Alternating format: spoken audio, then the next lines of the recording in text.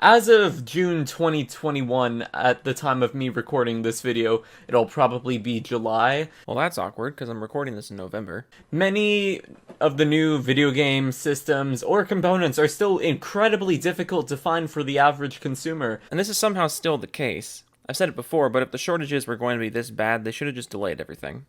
However, I think you should consider all of your options of which system to get and why trying to get a PS5 or an Xbox Series X could be better than trying to get a PC. Console or a next-gen console? And are we comparing this to a high-end or entry-level PC?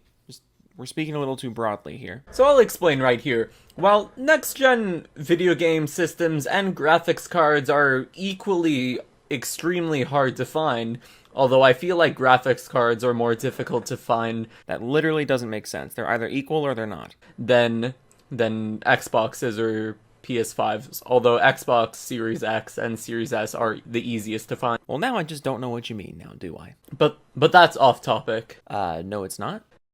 The situation with the graphics cards are even more difficult. For example, many of the new GPUs have risen in price since they released as a result of various different elements, such as scalpers buying the cards only to resell them on third-party websites at a higher price, or manufacturers or retail stores raising the price of the MSRP to reflect the lack of supply. Couple things here. While scalpers are largely to blame for the MSRP going up on these graphics cards, it doesn't change the fact that getting a next-gen console for MSRP is, by your own admission, equally difficult. Nvidia is also likely to drop the MSRP back down once the supply problems conclude. For all intents and purposes, the current MSRP is kind of irrelevant, and if the current MSRP is irrelevant to the conversation, why are we bringing it up at all? This is also glossing over the fact that the 30 series of GPUs are not even close to being the only graphics cards on the market, but we'll come back to that a little later.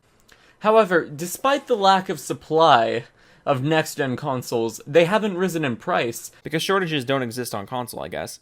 and thankfully, unlike GPUs, if you weren't able to find one day one, you'll still be, and you just so happen to find a console in store, you will be able to get it at the same MSRP that it released at, assuming you don't fall victim to scalpers on eBay or Kijiji or Craigslist.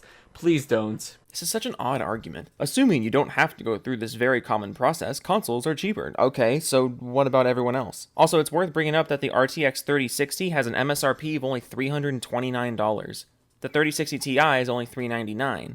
See why MSRP is just a bad argument? Also, I googled the PS5 and the first result was $784 with an estimated $103 of taxes. Taxation is theft. Also, not a great sign when Walmart is selling the digital version of the PS5 for $949. The MSRP on this thing is $399. So you have two options here. Either we can argue using MSRP and you'll lose, or we can argue using street pricing and you'll lose. Please save your money for when you can find it. Well, not to give Microsoft and Sony ideas to raise the MSRP, if they just so happen to stumble across this video. Well, they've effectively already done that. If that's the case, Sony, when are we getting Bloodborne 2? And, Microsoft, I wouldn't mind a release date for Halo Infinite. Bloodborne 2 would be nice. Also, Halo Infinite is coming out in less than a month, so that should be interesting. Additionally, if you're on a budget and are interested in buying parts for a new build, then it might be wise to consider buying a console, as you would only have to buy the console and maybe a few games, or Xbox Game Pass if you decide to go with any of the Xbox Series consoles. You realize budget PCs exist, right? And Game Pass is on PC as well. And games are just cheaper on PC by a long shot.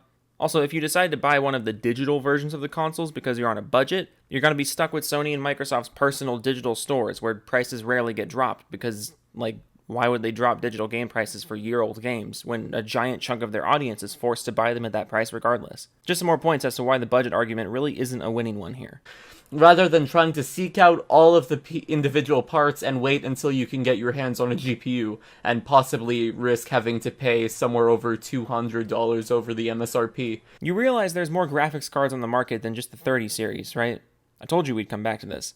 There are tons of GPUs available right now, both new and used, and they'll give you equal, if not better, performance than the consoles.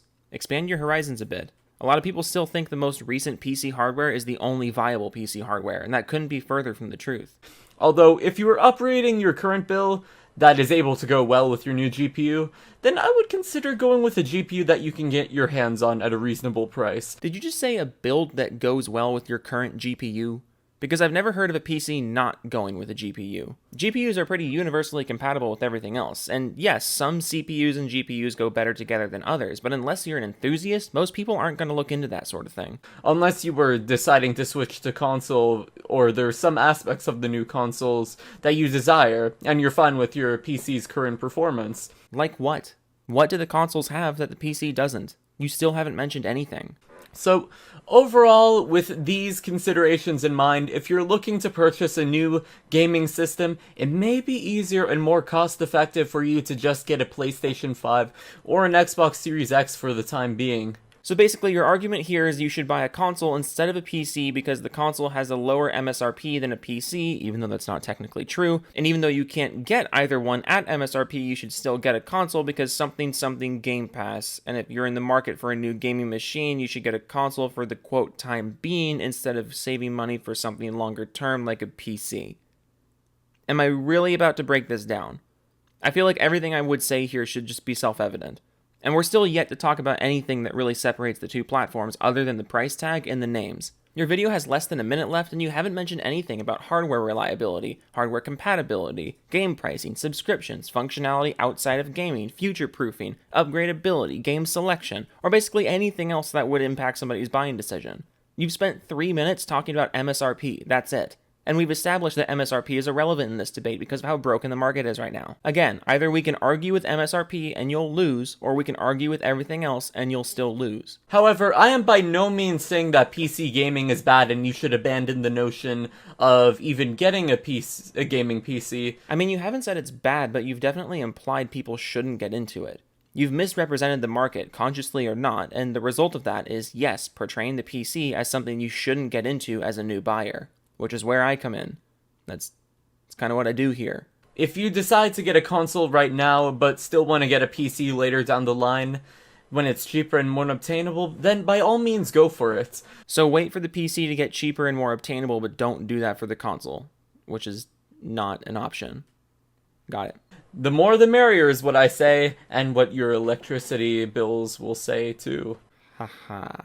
Anyways, guys, I hope you all enjoyed this short little video helping me with this dilemma. I hope this helps you make your decision. It didn't. You only discussed one aspect of the debate, and you didn't even cover it honestly. Subscribe for more gaming content, follow me on Twitter and Twitch, and I will see you guys later. Yeah, the video is basically over. The console PC market was a little weird last year because of the shortages and everything, but if you haven't figured it out by now, you probably weren't going to. We're at the point now where a next-gen console and a very respectable gaming PC are going to run you about the same amount of money. So the one you go with is going to come down to features and whatnot. So do you want to spend a bunch of money on a machine that can play games with the best graphics, the highest frame rates, the most settings, the lowest prices, the most features, the most controller options, the most backwards compatibility, and the most peripheral options? Or do you want a console? I really don't think this should be a hard decision. Toodles.